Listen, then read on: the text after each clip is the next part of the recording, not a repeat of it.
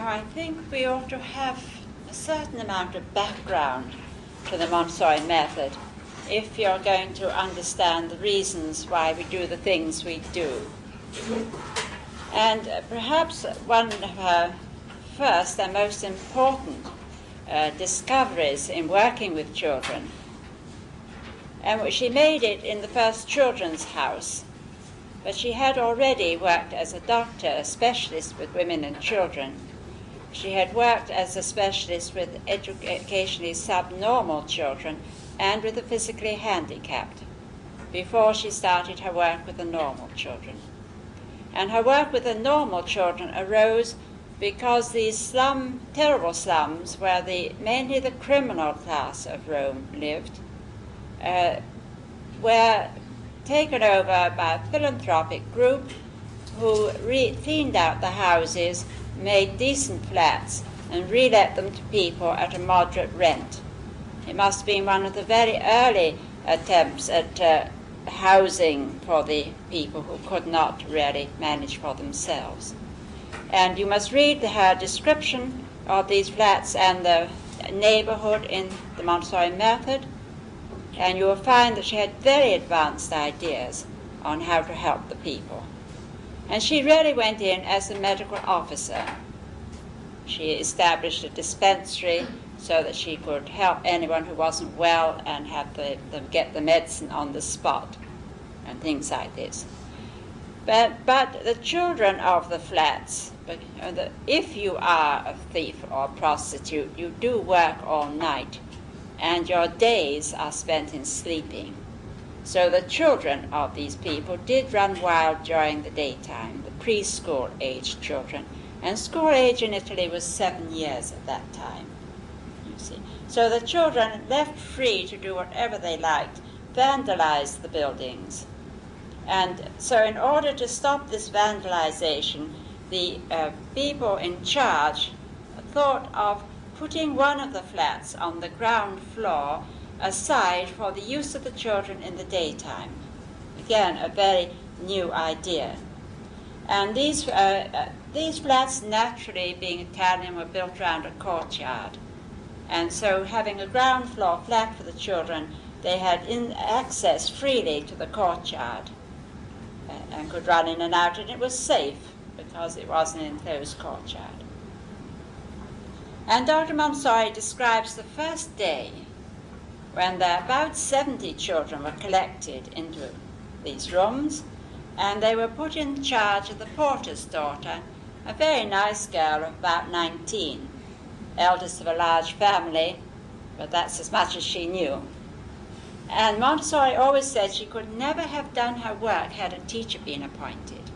It was only because she had this very nice girl who liked children, who was willing to do what she was asked, that she was able to experiment and discover the things that she did. But imagine the first day, the children were most unwilling. They didn't want to be there. A lot of tears and so on. And they were aged 2, 2.5, up to 7. There were many toys, very beautiful toys, because the wealthy women of Rome had given money for this project. They were interested in it. They cared about the welfare of the children, and they gave very expensive, very beautiful toys from their own nurseries. So there was no lack of that type of material. Dr. Montessori, though, gradually began taking in materials that she had been using with the defective children and the ones who suffered from some physical defect. And she began using materials that would help development. And here she was really amazed at the difference in the children she had been dealing with and the normal children.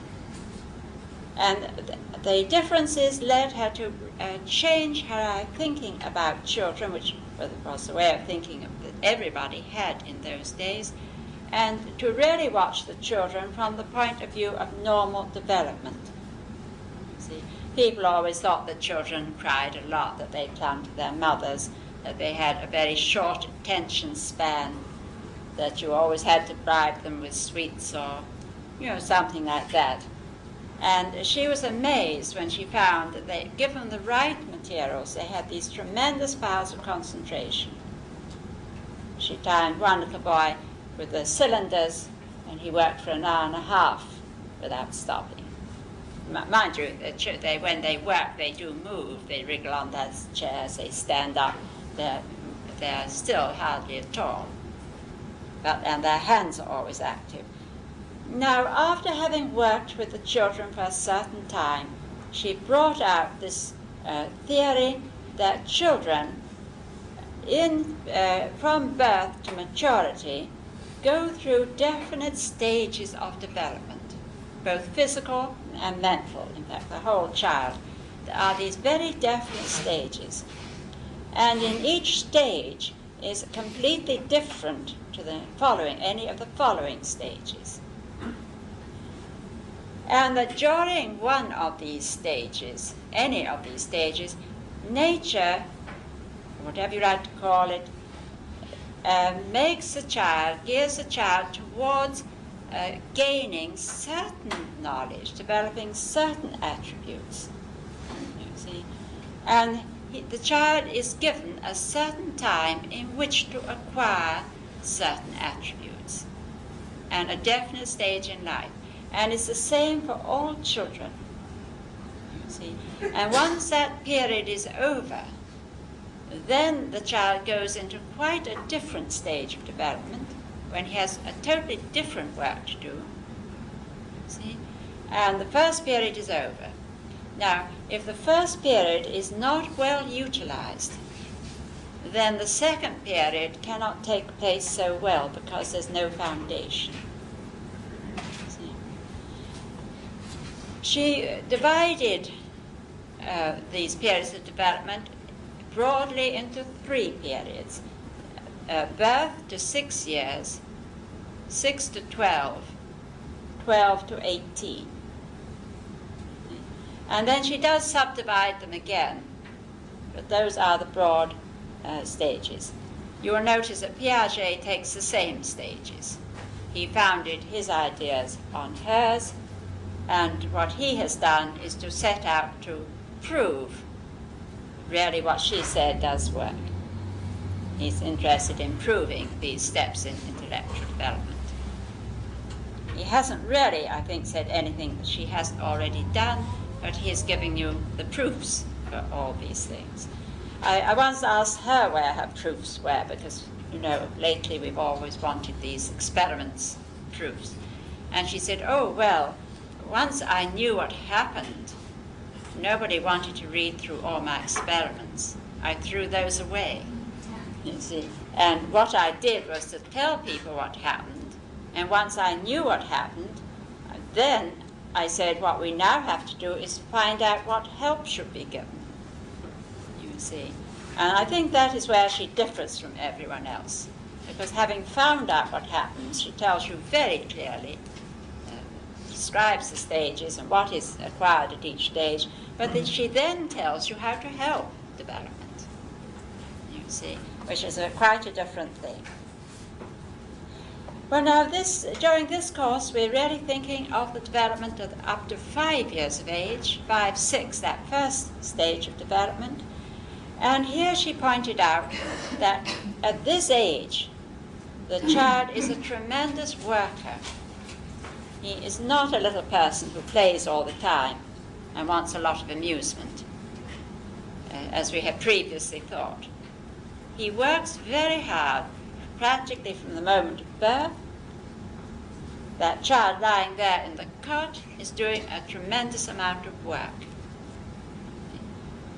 And provided he goes through these first 5 years with the right help, and here it is really the parents who are responsible, and in particular the mother, then if the mother does the right thing, father, any other adults involved, by 5, 6 years of age, the child has done and acquired more than he's ever going to do in any comparable 5 years later. He works harder in the first 5, 6 years than at any other time in life. And so we must know what nature intends him to do, we must understand his development, and then we must see that we make life easy for him so that he can develop to his highest potential instead of just managing to get through somehow, often in a very damaged state. And of these 6 years, probably the first year is the most important, and certainly the first 3 years. And those are the 3 years where probably we do the most harm, because we do not understand what is happening. I think today as well there are certain things happening which are worse than previous periods, stages of our development. Very serious things are happening. This child lying in the cradle doesn't only need to be kept clean and fed. Those children who are only kept clean and fed and left lying in that cot by 6 months may be mentally defective, and they can be pulled out of it if they have a one-to-one relationship with one person, but left, they very often die, or they very often end up as defectives. So we have got to really relook at what we are doing with our small babies. It's all right to talk about our rights, but we also have duties. Nobody is talking about our duties. And if you take on another life, you choose to have a baby, then the child's rights supersede your rights, because you have elected to bring this little helpless creature into the world. And you had better to find out before you decide to have a child what it entails. I think a lot of us have a rosy picture of a nice doll to play with, but it's not going to be like that. Well now, when this baby is born, the actual moment of birth is terribly important. And here we are beginning to realize this. The medical world has been very remiss. It has we still treat children as though they were just possessions or tadpoles. We don't give them this feeling they are people in their own right.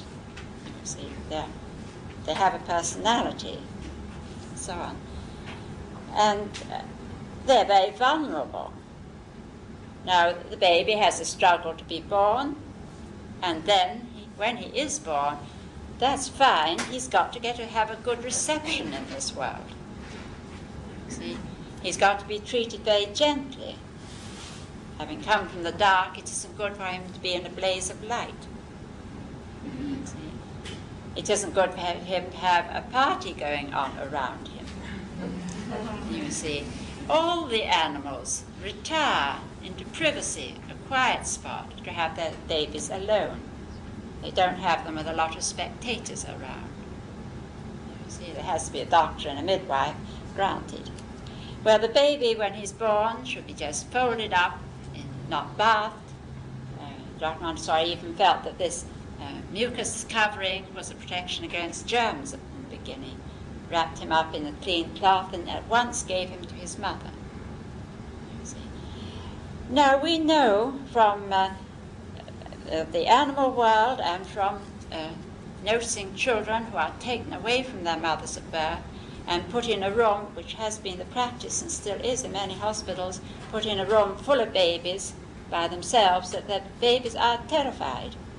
You see, they spend a lot of time screaming, where babies were not meant to be left screaming. But in any case, this is terrifying for them. And the mother doesn't have her baby to hold, and so she doesn't know her own baby. And there are many cases of mothers going home with the wrong baby. Now, how could that happen? See?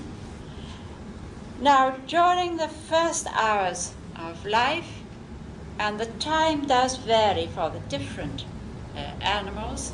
With some it's quite a short time, with some it's a longer time. The mother has the baby, and what we call imprinting takes place. The mother knows the baby knows the mother, and they could never not know each other again. You see?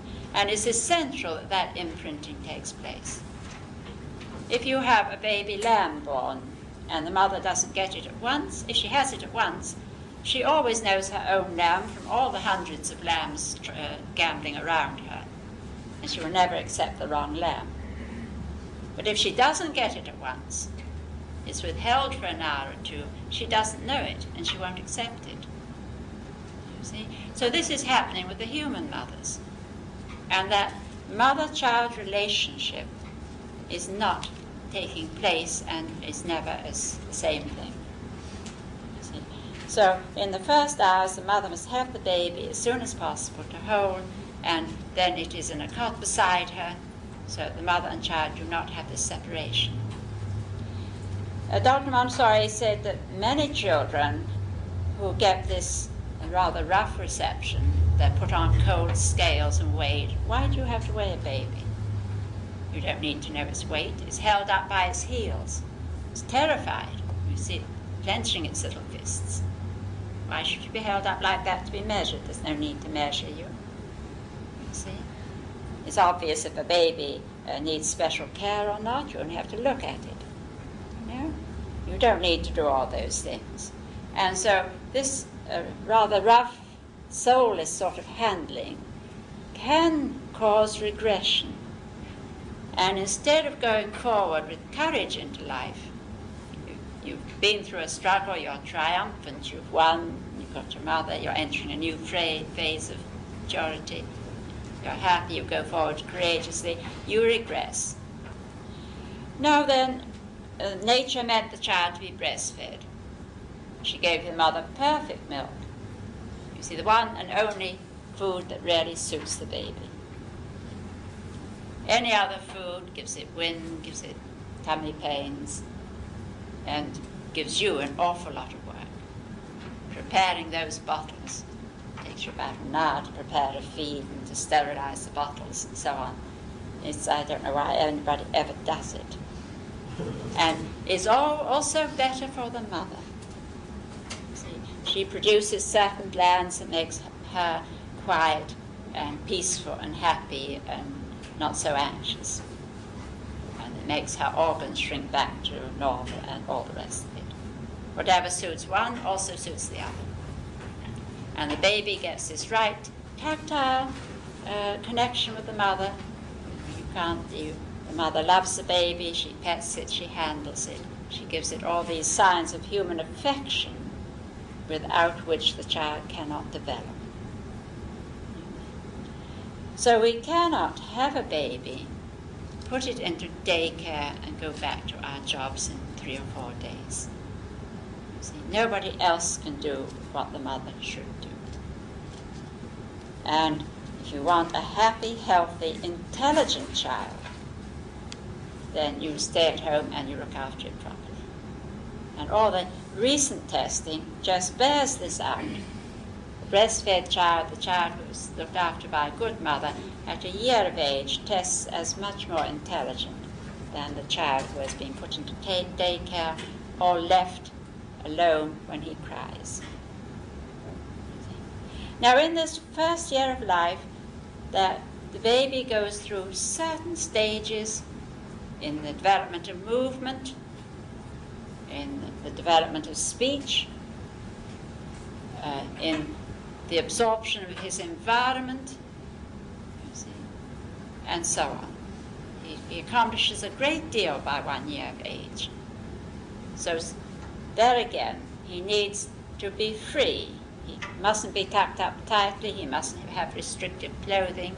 You'd be better without any clothing, like the little African boy where it's hot enough to go without anything. You see? And he doesn't need to sleep 20 hours a day. You can't develop when you're asleep. You see? So he sleeps and he wakes, and in his waking periods, he moves, he wriggles, his circulation, he moves as much as he's able to. If he's free, he moves a good deal. He kicks, his arms flop about. Movements are not really under the control of the will at first, But all these movements get the circulation going and stimulate the development of the intelligence. And he makes discoveries. His hands flop about, and he finds that every time he hits the bars of his cot that they're hard. Every time his hand comes in contact with the blanket, well, it's rough and woolly. See, so he begins to take in sensations and gradually build up conceptions. And then, if he's a normal baby, probably 2 or 3 times a day he will cry. Not because he's hungry, not because he doesn't care if he's wet or not. I mean, he cries for attention from his mother. Now, the terrible thing that's happened today is that people like Skinner say to you, if you pick the baby up and pet it, you will spoil it. Well, the opposite is true. Our instinct is always to go to a crying baby. Any animal goes immediately to its young if there's a cry. See, they wouldn't hesitate for a second. And we have lost our hereditary instinct because we have had these generations of mothers who have left the baby to cry. See, and this is very serious. We have to regain our knowledge, regain our instincts. Because the instincts we have as a mother, really we learned from our own mother in the first year of life. And we as adults are geared to treat the baby the way we were treated. That's why if we had a mother who slapped us, then it's almost impossible for us not to do it. We have to really make ourselves not do it. Or if a man had a father who slapped him, he finds it very hard not to slap his own children. He has to really make a tremendous effort not to, because this was the pattern we learned when we were young. Well, when the baby cries, if we put it in a room or leave it to cry, naturally, after a time, it's going to stop crying. But this gives us perhaps another half hour of peace to do what? You see? But for the baby, development ceases, because it's asking to be picked up and petted. And this petting does give it the human emotions. It's able to love in its turn, and it gives it this courage to learn. You see, all of us learn when somebody encourages us. And it gets talked to, because our instinct, every woman's instinct, is to chatter to her baby, unless she has become over-intellectual. And the over-intellectual mothers don't seem to be able to just loosen up and chatter to their babies in the same way. Or many of them don't. Yeah. And if you really stop and think about it, well, it does seem a little foolish. This baby doesn't even know that language exists. What am I talking to it for? It can't understand me. You see? But if we don't think about that, instinctively, any woman who picks up a baby, and the men don't, in the same way, the mothers were meant to be dealing with this first year of life. You see? But we chatter to it, we talk nonsense to it, we talk in full sentences to it. You see, we gabble away, and the baby goes through different stages. But as soon as we talk, it stops crying. You see, it's crying because nature is saying to it, you have to learn a language. And you have to learn the language of your environment. It's not born with a language. It has to take the language in which it is born. If it was an American baby and it was being brought up by Chinese people, it would learn the Chinese. So it has the power of taking any language. And therefore, it starts without a language. And that's the amazing thing about the baby. So for a little while, it likes to be talked to, and almost better still, it likes to be sung to. You see? And you will see the baby responding, and it responds rhythmically to you. It jigs and it rocks and it waves its arms and legs and it smiles. Practically in the first days, people are very rude. They say it's not smiling, it's got wind. Why should it have wind every time you sing to it, you know? It's a definite smile, it's a definite response. And again, you forge this relationship with the baby. So you just chatter, And at one point, the baby just stares at you, this unwinking stare at your mouth. You see, at another stage, it begins putting its hands on your mouth, its hands on your cheeks, feeling the vibrations. At another stage, it begins making all these facial contortions. It lies there without you, moving its lips, putting its tongue in and out. It's a very messy stage. It dribbles and it blows bubbles, you see, but it's getting all the muscular movements of speech. And at another stage, it starts babbling. There are these definite periods which occur at the same time for all babies. You can't hasten the progress, but you can stop it, you see, by not talking to the baby. And when it babbles, I think all babies everywhere babble dead, dead, dead first, you know. And it's nice for the English and American parents because they think dead, the baby said dead first, but I believe all babies go through the same syllables. I rather think there's a theory, they babble the sounds of all languages and then later drop the ones that are not in their own. Deaf babies babble, but after a time, they give up babbling because they're not getting any response. And by a year, the baby has one or two words that he does use with intent. And he understands one or two words. If you have always said spoon to him, and you say spoon, he will often look at the spoon, or he will often pick up the spoon, showing that he has understood. Now from then, there's a very rapid progress. So you may not have realized what was happening up to then, but then comes very rapid progress when the child talks in single words and then two-word combinations. Mummy come, mummy go, baby biscuit, cat milk. And there are these two-word combinations. Sometimes the two words are fused together. And the mother who's been with her child seems able to understand him very well and talks back again. And this is two-way necessity. You have to talk to your child, but you also have to listen to your child. You see, so that he really practices. And when they're lying in bed by themselves, you can hear them chattering away. You know? And it's quite interesting to take a tape of them and hear what they're saying. They'll sit there saying, baby red, red book, dog this. Two-word sort of sentences. Just practicing language. If the child hears correct speech, now at this time we are inclined to speak to him in simple sentences. You see? And I think that's right, but we ought not to talk the baby talk that used to be talked. You see, a poor child had to be almost bilingual because instead of saying dog to him, you said bow wow, and so on.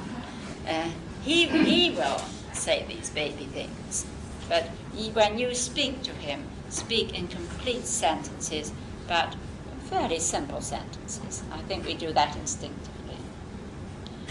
And then by 2.5, you will find that language is complete, that he's probably got the syntax correct. First syntax isn't, the negative is nearly always put at the beginning of a sentence. You see, and things like this. This is a definite, we can go into a much more detailed study. It's quite fascinating because they do all do the same thing. But by 2.5, they are speaking in full sentences. And syntax is, on the whole, correct, provided they've heard good English. Pronunciation is correct, provided they've heard good pronunciation in the whole. A child has the ability to learn more than one language in his first year. I don't know what limit. I don't think anyone knows the limit to the number of languages they can learn when they're young. It's very, very good if they can learn 2 languages. But they must learn it, the second language, like the mother tongue, without translating it in their mind. And in an ordinary nursery school, for children who speak well already, it's excellent if you have one person who does nothing but speak a second language, who doesn't speak any English at all. Had someone who spoke Spanish the whole time, just chatted in Spanish, did everything in Spanish. The children didn't know she spoke English. The children would grow up bilingual. I've known children with as many as 4 languages. I think in India they have to have a minimum of 6. It used to be the habit in England to have a French nurse for your baby and then a German governess, so that your children grow up with 3 languages. If you have learned 2 languages, then your vocal cords have adjusted to the sounds of 2 languages, and they seem able afterwards to adjust to more languages. If you haven't, if you have only practiced 1 language, then your vocal cords, the muscles don't seem to be able at a later age to adapt to the pronunciation of another language. Provided you've learned 2 languages, then you seem to be able to. So it's in these first 5 years that it is the best time to add a second language.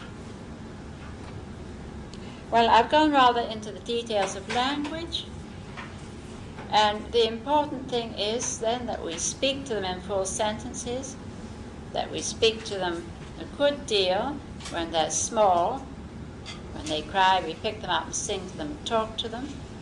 When they get to the stage when they begin talking to themselves, that we allow them to talk while we listen, and then we talk, and so on. There has to be this 2-way stream. It's very good for them about 2.5 to mix with their peers in a nursery school for a short time each day, because they get a good deal more practice in language. And in any good Montessori school, there's a good deal of conversation going on. And I'm always saying that, first of all, the children sit, and they sit with a friend, and both children talk at once. And then the next step, you'll find that usually about 3, one is talking and the other is listening. You see, but there's always that stage when they like to be together, but they both chatter simultaneously. Now, our job then is to feed them with words, to use as many words as possible, to use many more words every day, not to worry whether they understand them or not, but just to use language, so that by 5 they have some thousands of words. And the mind has got used to assimilating many, many words.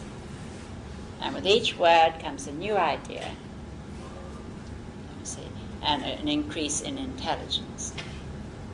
So, without about 5,000 words, you cannot get an education. And if you have spent your time up to 5 really learning language and amassing words, then you can have the power to go on collecting words. But if by 5 you only have a few words, then you have great difficulty in absorbing more words. And one reason why we in the Montessori school like our children to learn to read fairly young, between 4.5 and 6, is because when every book they read uses words which perhaps the parents or the teacher doesn't use. So with every book they get an increase in vocabulary as well as an increase in knowledge. But we must give them books which are well written and which use a great many words. If you're going to give them sets of books, and the books that they say proudly, we only use 20 words in these books. Well, what's the use? You see, that's really stultifying them and giving them poor English at the same time. But there are many other things a child does in these first 5 years. See? What else does he do? Now, taking language as the example, what else do you think of him at birth and think of him at 5? Yes, movement. Walking is part of it, but he should have perfected movements, the characteristic movements of the human race. And walking is one, but the movements of the hand are what really characterize the human race. I mean, all animals walk, don't they? But we walk on 2 feet, which is more difficult. But we use our hands creatively, you see. So we have to have help in perfecting the use of the hands, so the hands will obey the will, and he can do anything he wants with his hands. So we have to think of the development of all the movements. Anything else? Smaller, large muscles develop. Yes, well, that's movement, isn't it? Yes. Emotional responses. Yes, indeed. He's able to make human relationships. Very definitely. That is one of the things he learns. He begins with this relationship with his mother. And if she doesn't relate to him, then by a year of age, he's probably incapable of it, you see. That's what's so serious. I say the mother because the mother is really the one, and the father is important. And the father becomes very much more important when the child turns around 6, and especially they both turn and relate very strongly to the father. But in the first years, it is the mother. Both are important, but the mother who's really there all day. And the father's going out and providing, we hope, if you've chosen well. Mind you do, any of you uncommitted ones.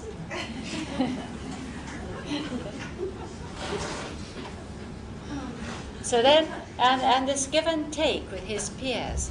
And even as a baby in a pram, he loves to be next to another baby in a pram. I say a pram, you don't say a pram, you say a baby carriage or something.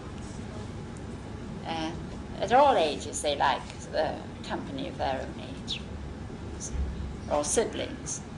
See? And so they do develop this relationship with people. That's done up to this 5 years of age.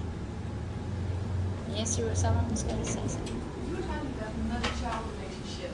Within the first few hours, if the mother, isn't with the child, she'll sort of lose the instinct of, Yes.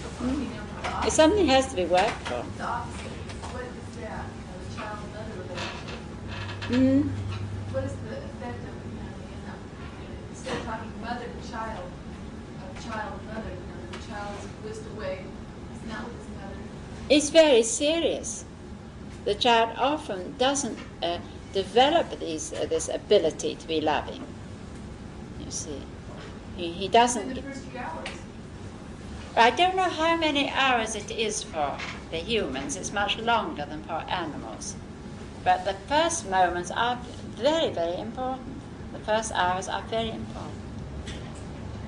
And you have seen that book, Birth Without Violence, by Le Boyer.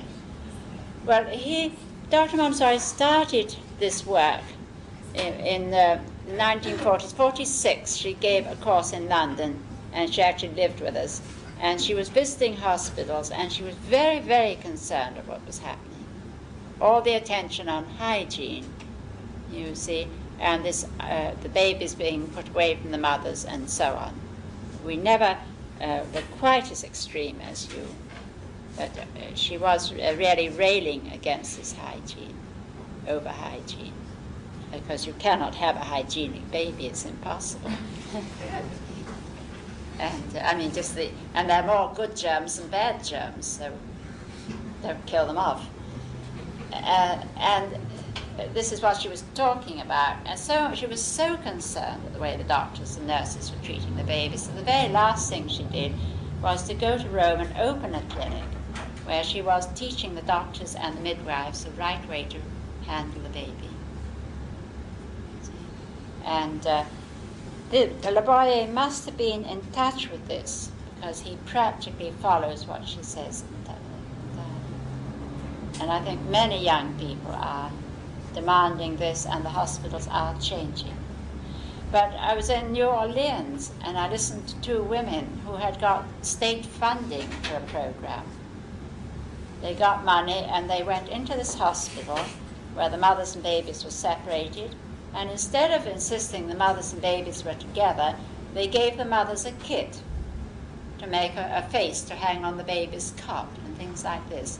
And they went in, And what to me was terrible, they said the mothers were so depressed. Well, you would be, you see. And they went into the baby's room and they took a photograph of each baby and they gave the mother a photograph of her baby. And they said how this cheered the mothers up, that they would look at the photograph and say, oh, is that my baby? I mean, how absurd. I mean, and this was about 3 years ago. It is changing fast. It's changing very fast.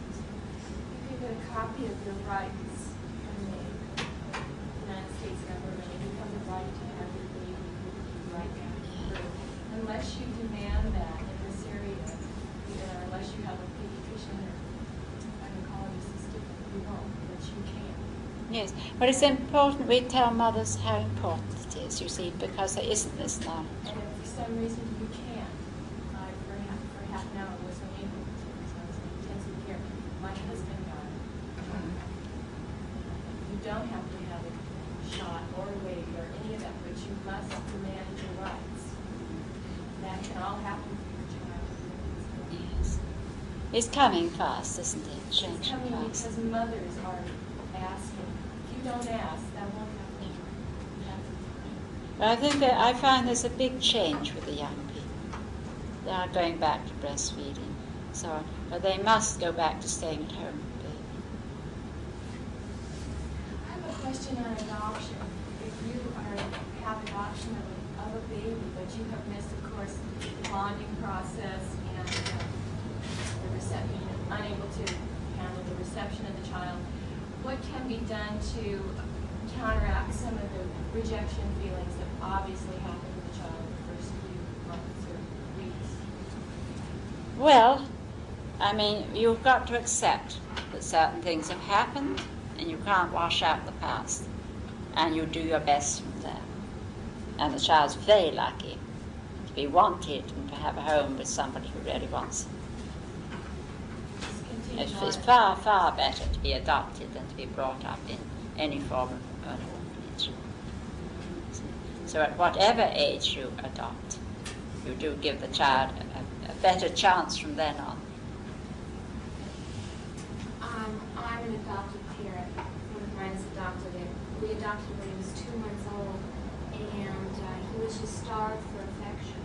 And it took lots and lots and lots of hope before he started to respond in any way to his environment. You can make up for a lot. You can breastfeed if you adopt also. You prepare ahead of time. That I don't know.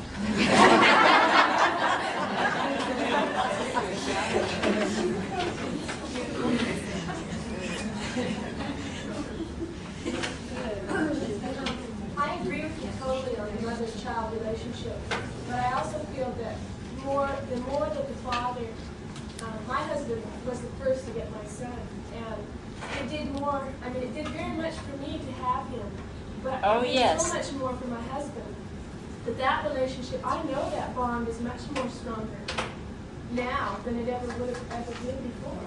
If he wasn't. Oh, believe me, I'm not, I really do think the fathers have a big role to play, you see, but they can't take over our role, is what I'm saying. Oh, no. And to grow up without a father must be absolutely dreadful. I can't imagine it. No. It does take two of you. And it fuses the whole family, doesn't it? I just mean in those first few moments. I mean, Oh, yes, I do. I think it is important. If it can be, yes, I do agree there. I think it's terribly important that you're both there and you both have that baby to hold and to share. Yes. All right, then. Well, there is language, it's social relationships, it's movement, it's taking in a great deal of knowledge. A tremendous amount happens in these first 5 years.